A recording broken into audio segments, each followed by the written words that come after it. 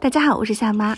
今天我们来做盐焗鸡蛋，用这个方法做出来的盐焗蛋紧实 Q 弹，味道非常的香，也不会炸厨房。我这里准备了20个鸡蛋，喜欢吃的可以多做一点，出门携带也比较方便。选择个头差不多的，清洗干净，温水入锅，开中火煮8到10分钟。觉得鸡蛋太大，可以用鹌鹑蛋来代替，平常可以当零食吃。煮熟以后捞出来，过2遍冷水。前段时间有很多朋友做盐焗蛋是用炒盐做的，容易炸厨房。如果是用那种做的话呢，提前把蛋煮好也是可以的。把壳剥干净以后放在一旁。我们先来做卤水。清水锅里加入干辣椒、卤料包、生抽、老抽、2勺白糖，最重要是这个黄栀子磨成的粉，有了它，煮出来的汤水是黄色的。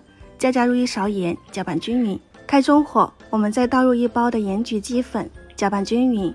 煮上10分钟左右，把香味煮出来以后再倒入鸡蛋。鸡蛋放进去就可以把火力调到最小，慢卤25分钟左右，让鸡蛋表皮上色，入个底味。像这样子变成金黄色，就可以先捞出来，放到盘子里面，用风扇给它吹15分钟，表皮收缩变得紧实 Q 弹。像这样子就可以再次入锅，再用汤继续泡着，可以是1个小时，你也可以过夜，这样里面更加有味道，颜色也更好看。